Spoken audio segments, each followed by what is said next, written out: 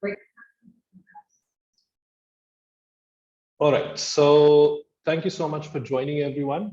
My name is Piyush Ranjan. I am the founder and chief consultant of Management Masters.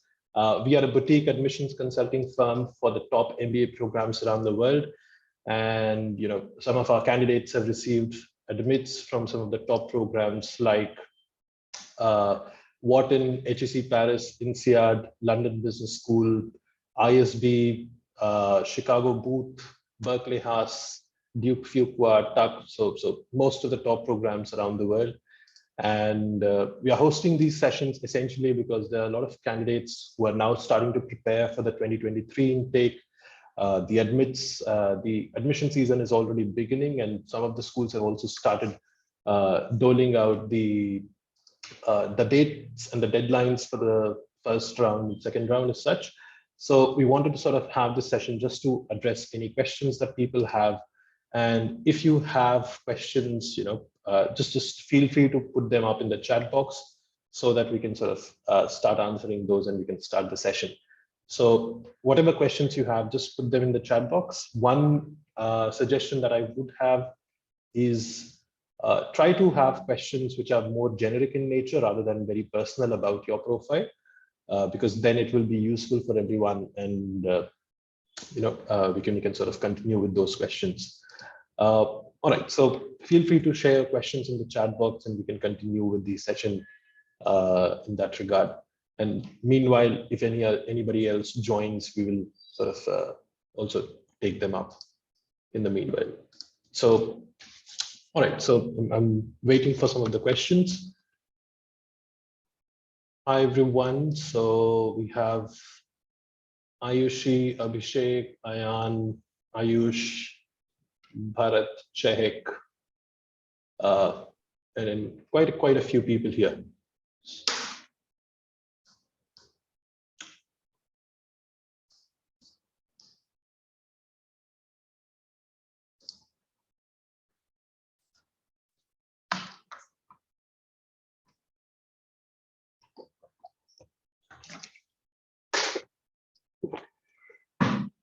All right, so we still don't have any questions. And okay, so we have the first question from Jaydeep. Hey Piyush, how big of a factor does having an NGO experience have on a particular profile? Okay, that's a very, very interesting question, very, very important thing to sort of look at. NGO experience, very honestly, it has its value, but what you should start thinking about or sort of start realizing is what exactly are the schools looking for when they are looking for NGO experiences from candidates, right? So NGO in itself does not have a lot of value, in the sense that schools don't want people to have always had NGO experiences. They rather want people who can demonstrate that they have done things which benefit the community, right? Now, working in those things, it could be associated with NGOs. It could be something that you do completely on your own as an extracurricular activity, but it does not only mean that NGO activities are important. Essentially, what the schools are looking for is how do you connect with the communities around you? How do you exactly work and give back to the people that you are working with or you connect with, right? So even if, let's say, you don't have any NGO experiences, but you have sort of other experiences where you have built and worked with communities, that's absolutely fine. And not having NGO experiences would not really hamper your chances, right? So I hope that answers your question, Jaydeep. We have another question from Ayan. How should we self-evaluate our profile while exploring for different schools? That's a very, very interesting question. Thanks for asking that, Ayan. When it comes to self-evaluation, again, what you need to start realizing or identifying is how do schools look at profiles? Usually, schools look at multiple different factors. One is, for example, the academic credibility that you bring, right? The other factor would be the kind of leadership experiences that you would have had. The other factor would be the career progression that you had and the goals how do they align with the school. So if you pick up any school, right, a very good way to start with your self-introspection or self-evaluation is to look at the average class profile, right? That often contains a lot of factors or a lot of data about the academic credentials, right? So you would have the average GMAT, average GRE, the average GPA. So these kind of things will give you a very good indication of the overall or the average academic credentials that the schools are looking for. Apart from that, when it comes to career goals or career progression that you've had, right? Look at the career outcomes from the school, right? So if you want to, for example, let's say you want to go into consulting, if you look at the career goals or the career report from that school, and they have a lot of placements happening in consulting industry, then that is a good school which aligns with your goals, and that would be a good school to apply to.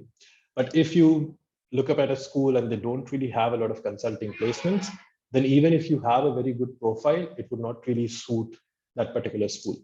So career goals becomes a very important factor. One of the most important factors apart from these is the kind of values that the schools have, right? This is something which you will often hear as the fit qualities with the schools. Fit qualities are very, very important. This is essentially how every school views itself, right? The kind of qualities or values that they stand up for.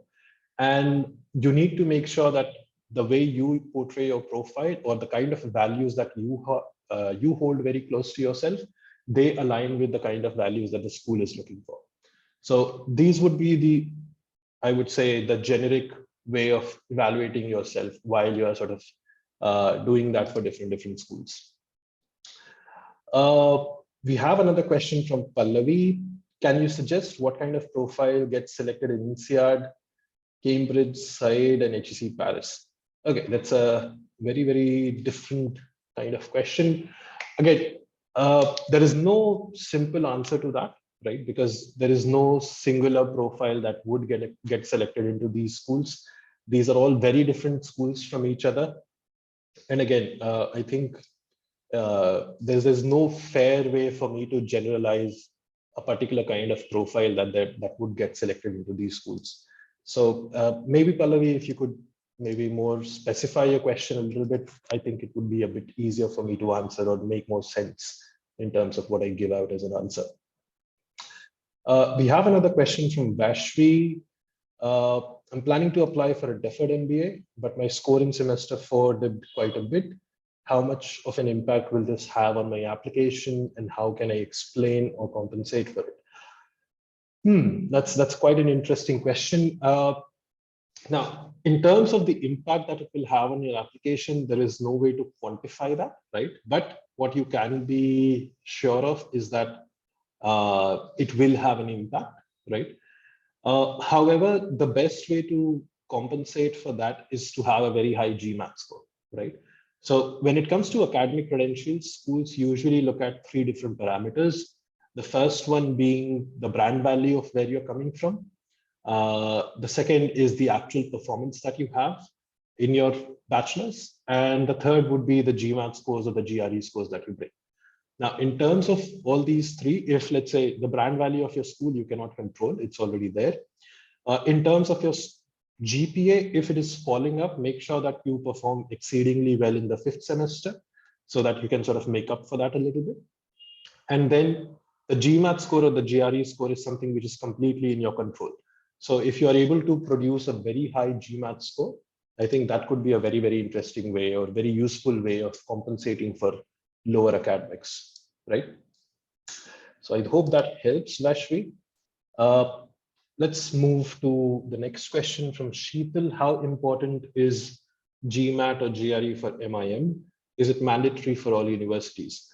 GMAT and GRE, again, not just for MIM programs, but also for MBA programs, they are an important criteria, but they form, if you look at the overall percentage, I think for most of the schools, most of the top schools, they would fall under 20% of the overall academic requirement, right?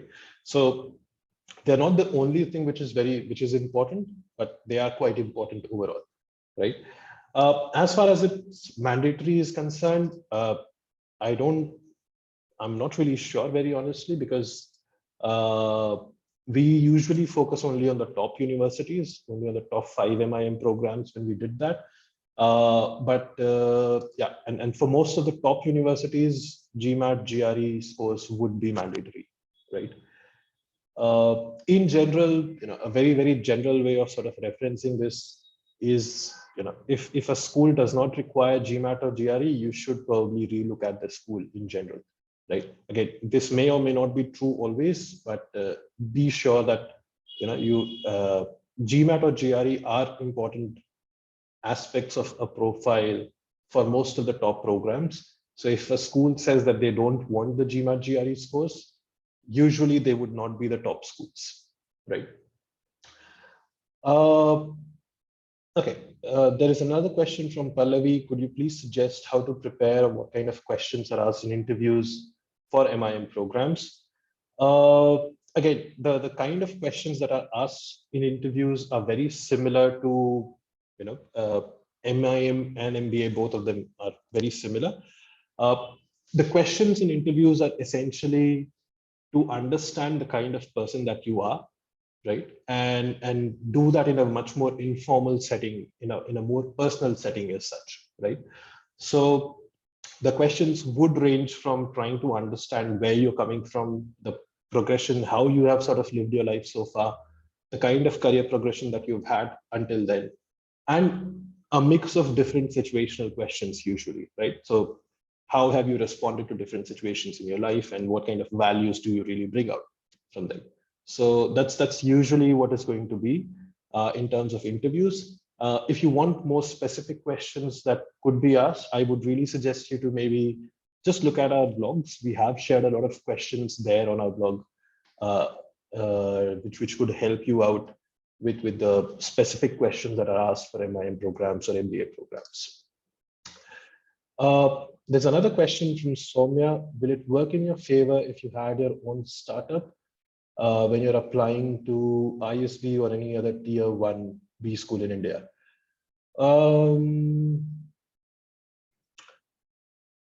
It may or it may not. It does not really matter too much, right? It depends more in terms of how you are able to portray that, right? What are you exactly doing in terms of your own startup? What have you achieved from that? And what exactly are your plans with that, right? So if, let's say, you have your own startup and you've started only a few months before you apply to an MBA program, then obviously it becomes very important for you to clearly identify what is going to happen with your startup once you are done with your MBA. Otherwise, if, let's say, if you have a startup which has been running for quite a while, then again, you need to sort of justify the need for the MBA very clearly. If you're able to justify that need, you don't have any problems, right? So I hope that answers your question, Soumya. Rishikesh has a question.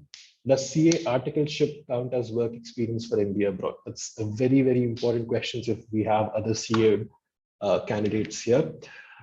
So the general rule of thumb when it comes to international MBA programs is essentially they consider anything as a full-time work experience, which is done post your graduation, right?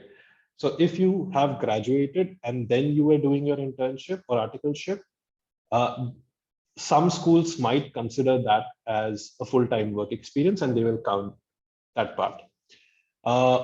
Some schools might still not consider that because you might mention it as an internship. However, for most Indian schools, they're very much aware of how CA works, and usually they discount the articleship period and they don't count that as full-time work experience. The best way to figure out if your experience actually counts as full-time work experience or not is to essentially reach out to the admissions team, tell them your story, and then seek their advice on how they would want you to present that in your application, right? In case you have, let's say, one half of your articleship done while you were graduating, while you were still studying, and then another half of your articleship after you had graduated, then you could use potentially one half the second half of your articleship as full-time work experience, but not the first half, right? So the rule of thumb is for most international schools, if you have your experience after your graduation, it should count as full-time work experience, but always check with the admission teams so that they can clarify the situation for you. We have another question from Vivek. Hi, Piyush. How long does it take to work on all aspects of the MBA application process? GMAT application documents, shortlisting, what is the ideal time to start? And suppose if somebody is targeting GMAT to complete in 6 months from now, would they be able to apply to top 20 B schools and get selected? Okay, that's a very, very interesting question, and I think a very important one as well. So usually what happens, what we have seen very, very often happening is candidates really undermine the amount of time that it takes to finish off applications, right? In general, what we have seen works best is very easily somewhere around 3 to 4 months or 5 months to work on your applications only. If you have less than that, obviously it can work out, but it's not, it does become very, very stressful, right? So usually what we suggest candidates is to start working with us if they want to work with us, at least 3 to 4 months prior to the deadlines, right, that they are targeting. Now, in terms of GMAT, whenever you finish GMAT, right, it depends on when you are doing that, obviously. So if let's say if you're planning to apply now in round 2 and you plan to finish your GMAT in November, you can absolutely do that. But then you have to realize that for your applications, you will only be left with 1 month. And that does not really give you a lot of time to prepare for the applications, because the applications are huge. There are tons and tons of moving parts in the applications. You'll have to do the essays, you'll have to fill out the data forms, you'll have to build up your resume, you will have to get your recommendations, and on an average, you will have 3 to 4 essays per school. So it can get very stressful. So what we really suggest is start as early as possible. If you plan to finish off your GMAT, let's say in the next 6 months, I would much rather suggest you to apply next year rather than applying this year with very little time in your hand, which sort of screws up the process for you a little bit, right? We have another question from Sanchit. How do schools evaluate profiles for scholarships? Okay. And is there any trend in terms of the proportion of applicants that get scholarships? That's a very, very important question. Unfortunately, there is no answer to that. Scholarships is something I would suggest. Scholarships exist, and a lot of schools give out scholarships. Yes, but how exactly does that happen, and what are the key things that the schools look at in terms of giving out scholarships? It can be varied from school to school, and it's a black box, right? You never really know what exactly are the key aspects that schools keep in mind. A good way to look at scholarships is to apply as early as possible. In general, if you apply in round 1, you have the best shot at scholarships because the entire pool of scholarships is available to you. Then as you go to the later rounds, if you go in round 2 or round 3 or round 4, the chances of getting scholarships reduces quite significantly, right? One thing which has been sort of almost proven to get very high scholarships is if you have a very good GMAT score, right? So if you have a very, very nice GMAT score, it can, GMAT or GRE score, it can sort of end up helping you get a very nice scholarship as well, right? In terms of proportion of applicants that get scholarships, again, it depends from school to school. US schools usually give out a lot of scholarships, right? But for example, if you apply to ISB, I don't think they give out a lot of scholarships, hardly 10, 15 scholarships for 900 people, right? So it would depend from school to school as well. So we have another question from Shreya. One of my friends said that if I give GMAT today and apply 4 years later, I'll have to give the GMAT again, even though the validity is 5 years. Is that so? That is not so. As long as the score is valid, for most of the schools, you don't need to retake the GMAT. You can absolutely get done with your GMAT and be worry-free for the next 5 years. So I will disagree with your friend Shreya here. You don't really need to retake the GMAT 5 years down the line if you want to do that. There could be schools which specify a certain time limit, right? There could be some schools which specifically say that they want scores from this particular date to this particular date only. But in general, you will never have that, right? Most of the times it will remain 5 years and you should be absolutely fine. Umang has another question. I have a GMAT score of 640. I am a CA and CFA level 3 candidate with almost 3 years of work experience.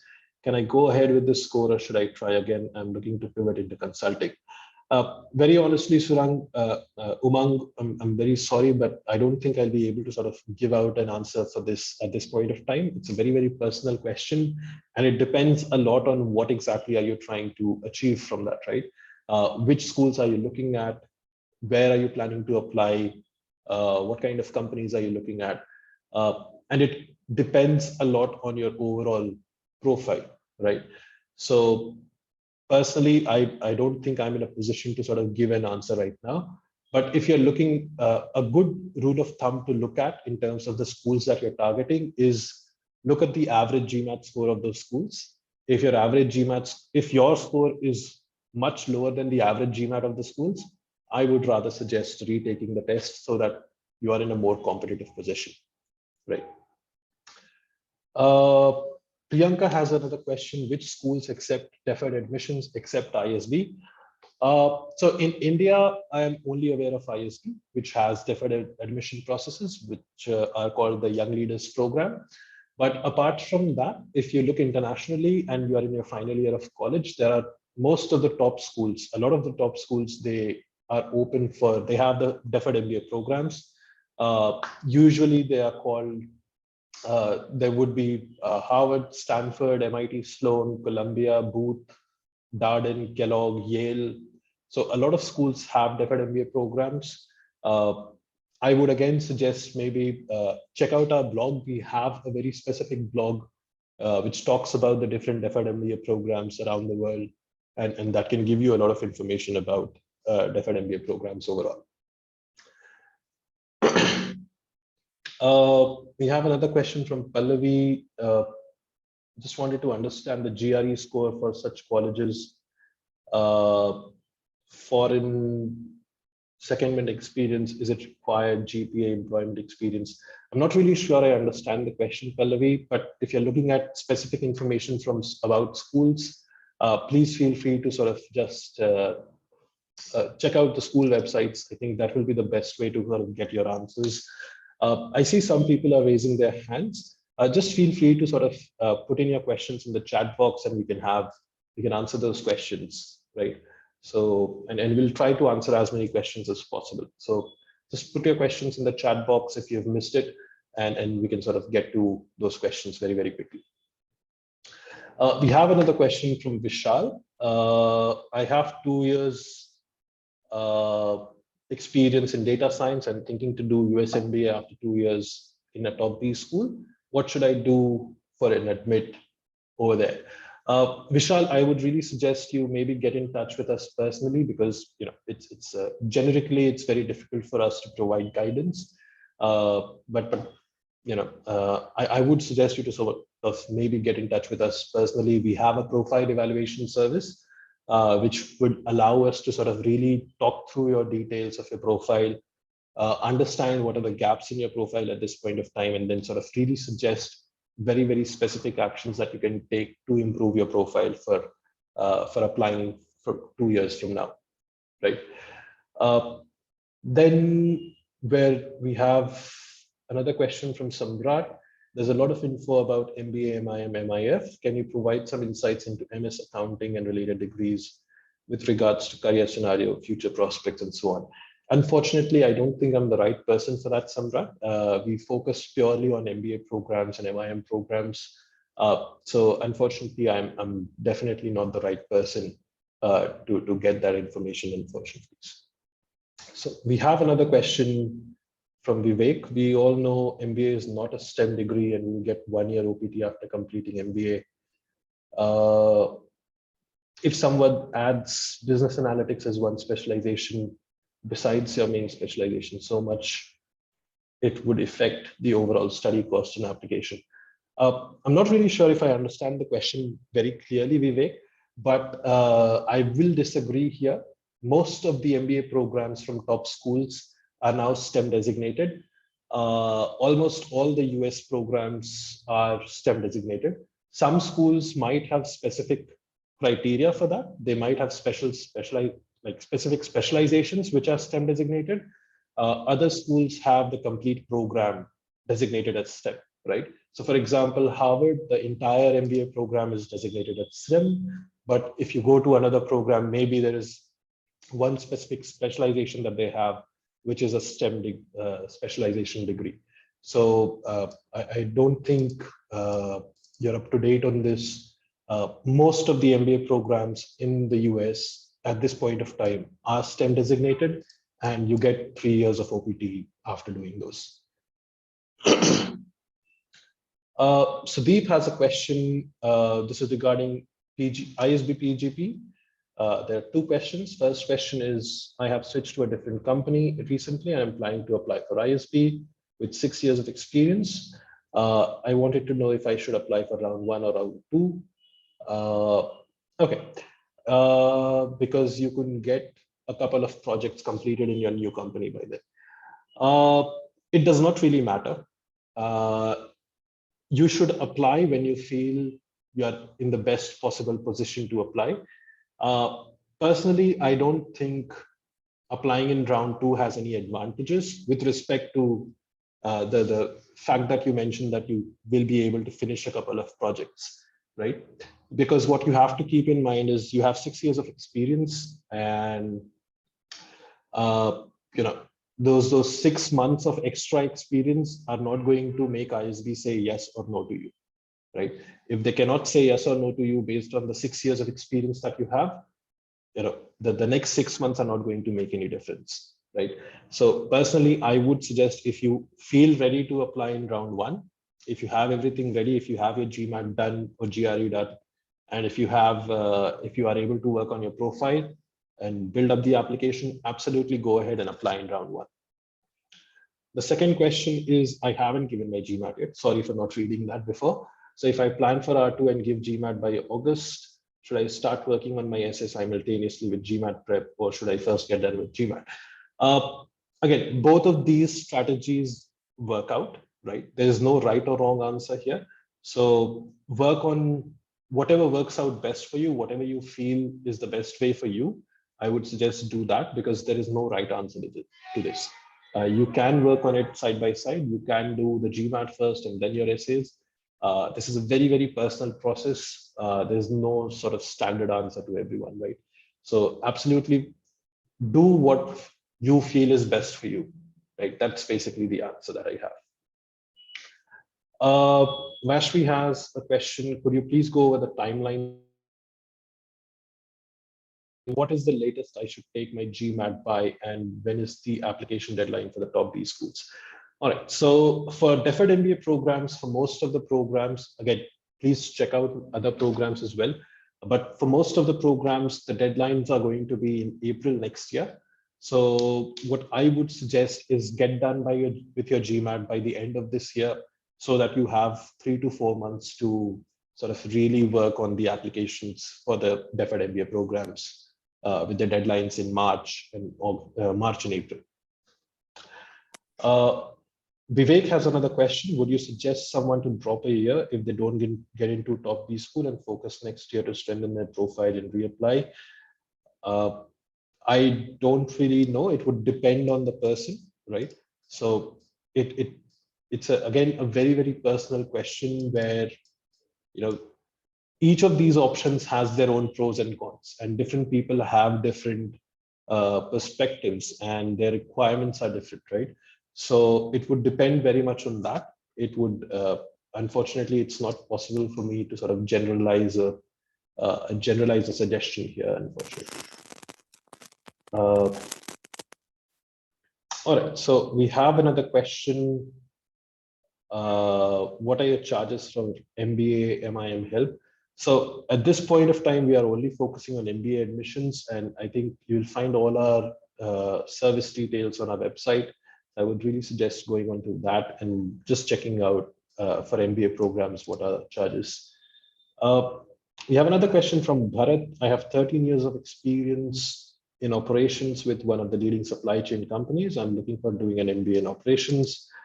Uh, for my profile, my work experience has weightage or the academics? All right, that's a very, very interesting question, Bharat. Uh, both of these things will have a lot of weightage, but you do need to keep in mind that with 13 years of experience, you will be an outlier for most MBA programs. For most MBA programs around the world, the average experience is around 5 to 6 years, right? Some of the European schools will have an average around 7 to 8 years, but 13 years of experience really puts you on the, sort of over the profile limit, right? So it could be possible for you to get into some of the schools for sure, but it's going to be very, very difficult. And as far as the academics are concerned, they're always going to remain valuable, right? So try to, in terms of your academics, try to remain as close to the average profile of the schools as possible. But at the same time, do keep in mind that 13 years of experience really sort of narrows down your choices to very, very few schools, right? So I hope that helps. Siddharth has another question. I have a GPA of 6.9. I will be having a work experience of 2 years when I apply for MIM in France and ISP for round 2. Okay. Will GPA be a barrier for both of them? I'll be writing GRE. Is it advisable to write GMAT? All right. So let me sort of break this down into two questions. The first one is, you have a low GPA. Will that be a barrier for your sort of applications? Yes, it will be. There is no way that you can run away from it, right? Whatever you have done so far in your career, whether it's your GPA is high or low, whether you have a low GMAT, high GMAT, whether you have worked or not worked, everything that you have done that comes into picture and that has a role in your applications, right? So it's very important to realize that it's not going to go away, right? One thing that you can do is for sure to ensure that you are able to sort of make up for the low GPA through your GMAT or GRE score. Now, the second part of the question is there any difference between GRE or GMAT, and do schools prefer one or the other? There is no such preference. You can take up GMAT or you can take up GRE. Both of them are absolutely fine. Most of the B schools do not differentiate between GMAT and GRE, right? So the only thing that I would suggest you to do is whatever test you take, make sure that you get a very, very high score so that you are able to compensate for your low academic scores, right? Jagadish has the next question. For a working professional of 4+ years experience, which would benefit more, executive MBA or full-time MBA, if I am more inclined to switch streams? Okay, so executive MBA programs are essentially part-time programs, right? Which are done over the weekend or at night, things like that. Full-time MBA programs obviously are full-time. You are going to be taking a break from your career and going into full mode of study. So if you're looking to switch streams, usually full-time MBA programs have much more value. They allow you to sort of work on different aspects of your profile. They allow you to build the network. They allow you to get career placement support from the schools. Whereas most of the executive programs or part-time programs, they will not have all those aspects. So if you're looking to switch your career streams, absolutely go ahead for a full-time program rather than going for a part-time executive MBA, because a part-time MBA, think of it in this way, that it's great for knowledge building, but it's not going to help you a lot in terms of switching your careers, right? So I would definitely suggest going for a full-time program here. Ritik has the next question. I'm currently working in an MNC, planning to move into an early stage startup. If I plan to do an MBA in 1 to 2 years, would this change be beneficial for me? Whether this change will be beneficial for you or not, it does not really depend on the career moves that you take, right? It depends on the way you build your story, right? So if you're able to justify whatever decisions you have taken, right? That is something that will have a lot of value and will actually be beneficial for you in terms of your overall application strategy. In terms of your, when you apply for 1 to 2 years down the line, if you're able to very clearly justify why did you take those decisions, why did you move from an MNC to a startup, or what did you learn from that, that is absolutely fine. You could also stay in the MNC, or you could move back to an MNC, as long as you are able to sort of justify your decisions and show that you have learned from those, you're absolutely fine. Muskan has another question. What is the difference between a deferred MBA and an MBA? There's no difference in the program. Deferred MBA essentially is something which is meant for college students, where they can get an admit to the choice of their MBA program while they're still in college. They will only be able to join the program once they finish up a certain number of years of experience, which is the requirement for the eligibility criteria. So then they will join the MBA program itself. It's just that they get an early ticket to the admission, right? So there is no difference between, they're not two different programs. It's just you have an instant ticket, which is the normal MBA route, and you have an early ticket, which is the deferred MBA route. But usually deferred MBA programs are meant only for college students. So if you have graduated, you don't really have a deferred MBA program available. Mithun has another question. How does one shortlist schools? For instance, you said consulting, then go to consulting type schools, but life being so uncertain, what if a candidate is not clear what part of finance should we go for? In that case, which school should we target? If that is the case, that you're not very sure about what do you really want to do, again, the first step would be to really realize why do you want to go for an MBA. If you don't have clarity in terms of what do you want to achieve from your MBA, or what do you really want to do, that's going to make your life much more difficult, right? So the first step from my perspective would always be to identify very clearly why do you really want to go for an MBA. And the answer could be in terms of a specific role that you want to have. It could also be in terms of a specific industry that you want to go in, or a specific function that you want to become a part of, right? Once you've identified that, then try to find schools which will allow you to achieve those aspects of your goals, right? So if you, as you've mentioned, you're not sure about which part of finance should you go into, that's absolutely fine, but you at least know that you want to go into finance. So then try to find schools which are great in finance, which have great options available in financial careers, right? And then apply to those schools, because those will be the schools which will have the kind of resources available to help you move towards your goals, right? So, and still, if you don't figure out the kind of goals that you have, then I would really suggest to sort of self-introspect and work on identifying what do you really want from an MBA, because that's a very, very important part of applying to the MBA programs. Most of the schools will ask you that question as well, right? So it's a very, very important aspect of identifying what do you really want to do with the MBA degree that you want, because if you don't have that answer, it's going to make it much more difficult for you in general, right? Jaydeep has a question. How long can a school brand name be leveraged? Does it have diminishing returns? That's a very interesting question, but a very sort of philosophical one as well. I think there's no right answer or wrong answer to that, right? It depends on several different factors. And it depends on how you end up actually utilizing it for yourself, right? So as far as I am concerned, I've been using the brand name of IIT BHU for the last 15 years, since I've graduated, or since I joined IIT BHU. I'm still using it. Maybe I'll use it again in the next 10 years or not. I don't really know, but again, it really depends on how you want to utilize it. Let's move to the next one. How many years of work experience is the minimum for an MBA?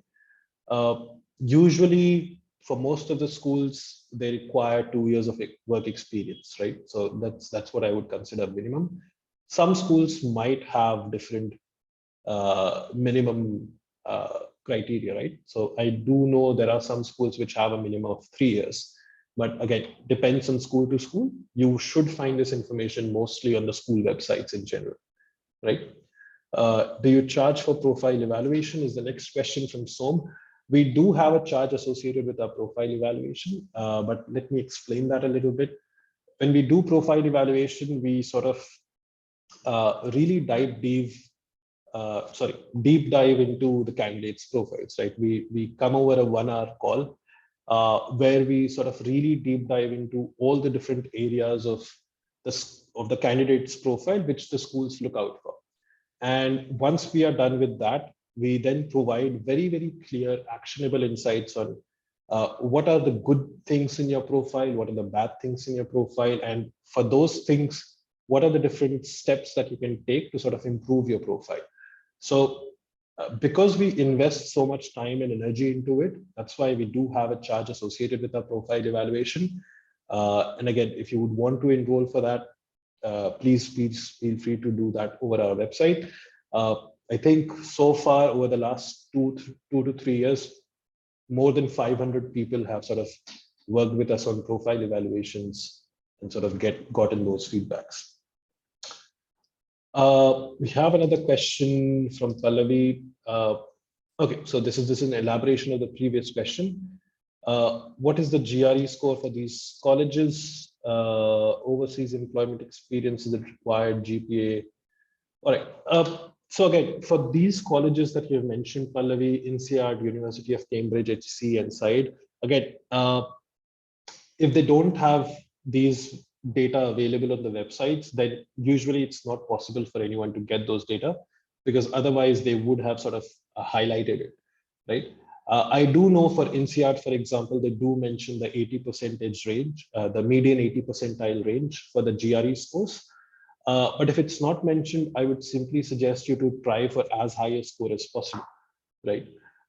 Because that would really sort of clarify things for you as well. For some of those schools like INSEAD, University of Cambridge, they do value a lot of international experience. Again, you will be able to figure this out on the website.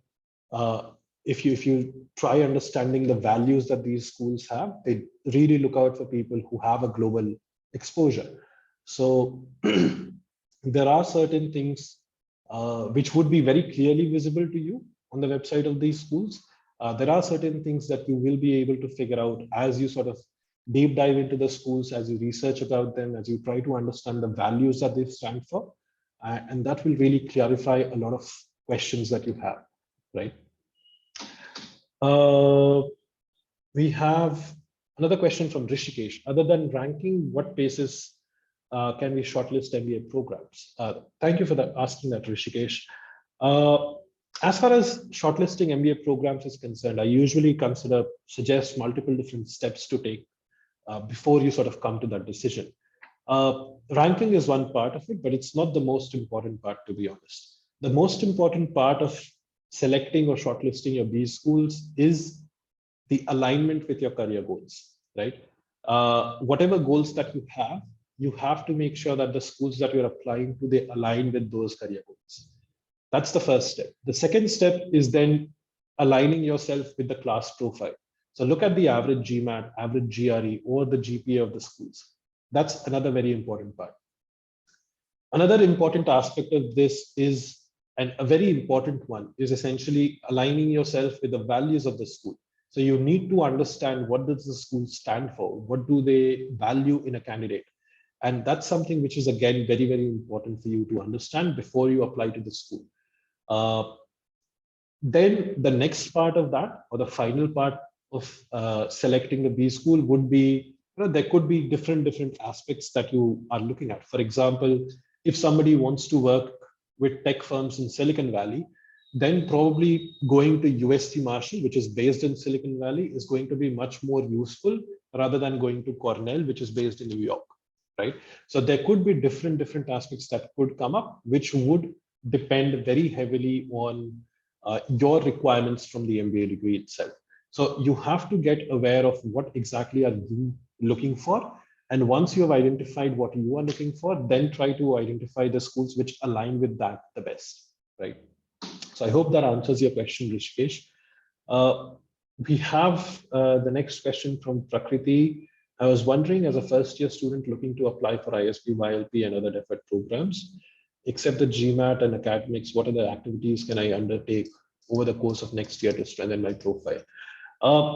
There could be a ton of things that you can do. One of the most important things when you're looking at deferred MBA programs, Prakriti, is that you need to sort of start identifying yourself as a person, right? And extracurricular activities can be a very, very important part of that. So make sure that you're taking part in different extracurricular activities, doing things that you really like, exploring new things, and sort of really building a personality through that. And that is something which can be a very, very important aspect of your overall application. So do take part in extracurricular activities, do some amazing internships. Both of these things will add a lot of value to your overall profile for deferred MBA programs.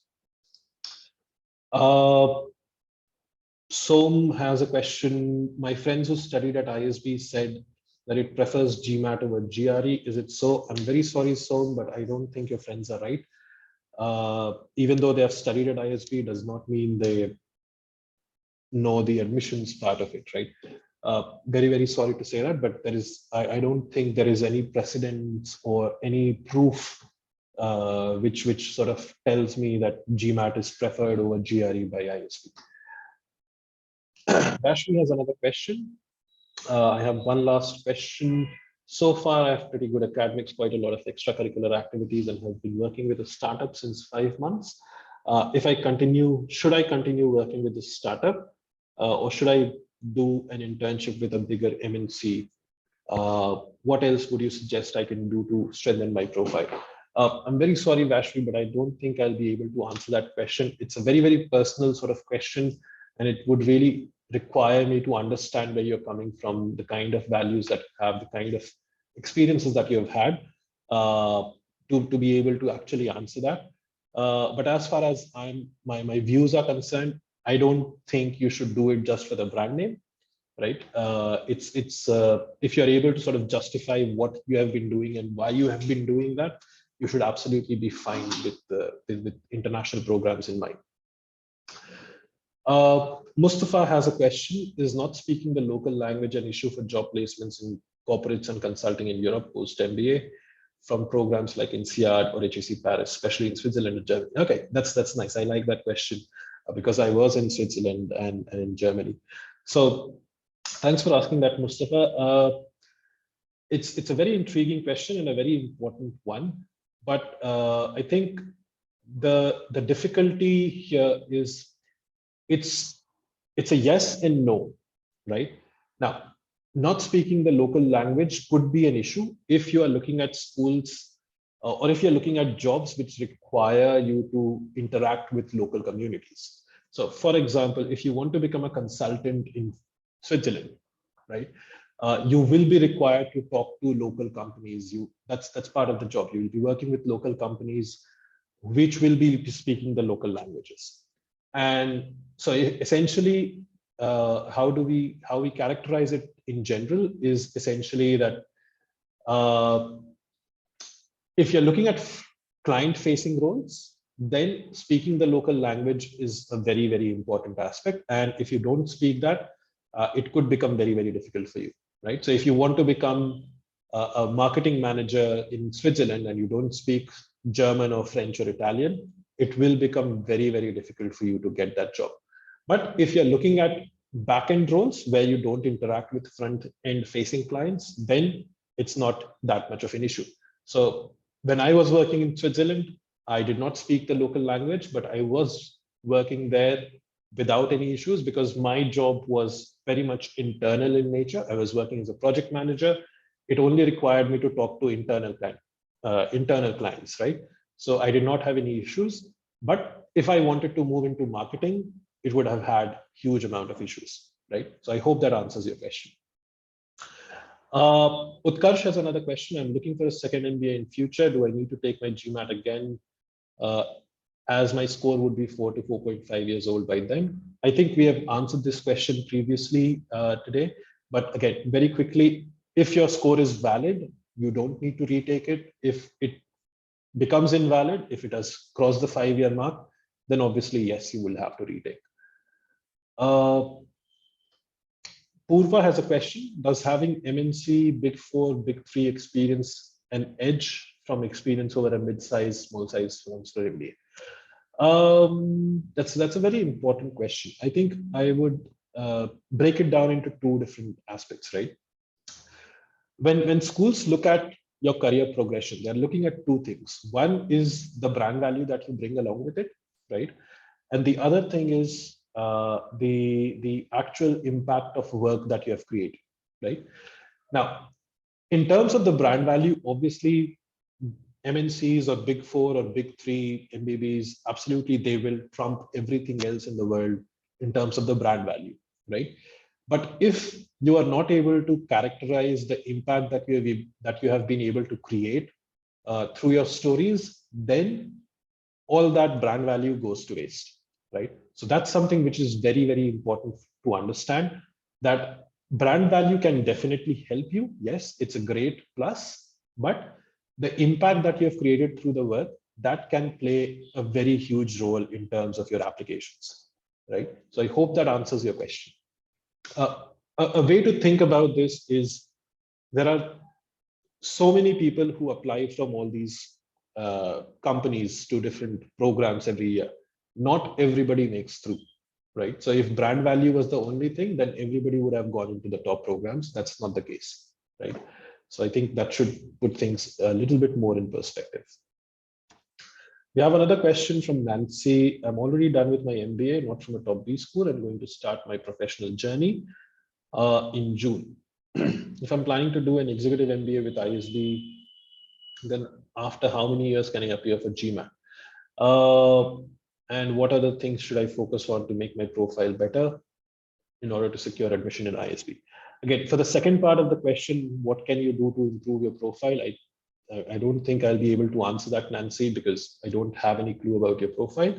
I would really suggest you to maybe sort of opt for a profile evaluation with us. As far as taking the GMAT is concerned, I would suggest, if you believe you will be applying to ISB within the next 5 years, take your GMAT now. That's great, because then you will have a score. If you think that you will be taking a GMAT much later than 5 years, or you will be applying to ISB much later than 5 years, then probably take that GMAT closer to then, right? Once you have decided that you would want to apply to ISB. Jagadesh has another question. Do some schools ask for both GMAT and TOEFL IELTS for students from India? Okay, GMAT is a different thing, and IELTS and TOEFLs are very different thing. TOEFL and IELTS serve as proof of English proficiency. A lot of schools ask for that. Almost all the schools ask for that, but a lot of schools provide waiver for TOEFL and IELTS as well, right? So do check it on your target school's website if they have a waiver available, and how you can avail that, right? As far as the second part of the question is concerned, again, I don't really know your profile, so I don't think I'm in the position to answer that question very well, Jagadesh. Sheetal has the next question. I graduated last year. I took a gap year as I was unsure about what I want to do. I have now decided to do MIM and apply for 2023 intake. So academically, I will have 2 years of gap with no work experience. Will that affect anywhere in my admission for MIM? As I said before, everything that you do or don't do will have an effect on your applications. How much of an effect will it have? That is something that nobody can characterize, because nobody knows the details of how schools value all these different things. But what is the important thing here is to build your story, which very clearly states to the schools, why do you want to go for the MIM program or the MBA program? And that is something which will really help you out in the application process. We have 5 minutes left, 4 minutes left, in fact. So I'm going to take up a few more questions before we end. If you have questions, please feel free to drop us an email or sort of connect with us on our website, and we'll be happy to sort of take your questions, right? Vivek has another question. I have 8 years of experience, and should I, drop the plan to do an MBA from a top B school? Absolutely not. That is not what I meant. Sorry for that. If it came out that way, I'm very sorry to have said that. Having 8 years of experience in investment banking, that's absolutely fine. What I meant to say is essentially, if you have a profile which goes too far away from the average profile of the schools, right, then it's that much more difficult for you to get an admit. It does not mean that you will not get an admit, right? So just this year, for example, we had a candidate who had 10 years of experience. He applied with us to different schools, and he got an admit from INSEAD, right? We had another candidate with another 10 years of experience, and he also applied to different schools. He got rejected from a lot of them, but then he got into HKUST. So they are able to get into these different programs, yes, but that's basically because they have been able to build their story very well. So if you have a very clear storyline and a very clear clarification or reason for why do you want to go for an MBA at this point of time in your career, it's absolutely fine. It's just that do keep in mind that the chances of you succeeding are going to be slightly lower than somebody who aligns better with the average class profile, right? It does not mean that you don't have a shot. It simply means that the probability of succeeding in your case is slightly a bit lower, right? So I hope that makes sense. I don't mean to sort of, it was not meant to sort of dissuade you from applying to top B schools, right? For Purva, there is another question. Is there any MBA college in India other than ISB that you would suggest for somebody with 2 years of experience? I'm very sorry, but we usually focus only on the top 50 MBA programs. So in that range, ISB is the only school which comes to my mind for GMAT-based applications, right? Nancy has a question, can I apply for an MBA in ISB after having 2 years of experience? Absolutely. So ISB is open to all applications if you have 2 years of experience or more, right? So you can absolutely do that. I think we have come to the end of our questions and exactly at 8 o'clock. So this is absolutely perfect. So thank you so much, everyone, for joining. And I hope this was an interesting session for you. We will do the recording and we will put it up in a few hours or days on YouTube. And you will receive the link to that as well. So you can go through it again. And if you have any questions, if you have any personal questions or personal profile questions, feel free to reach out to us on our website. And we can always schedule a personalized call where we can discuss through your profile or sort of talk through your questions and discuss through them and give you the suggestions that you require. Perfect. Thank you so much again. It was lovely interacting, and I wish you a very nice evening.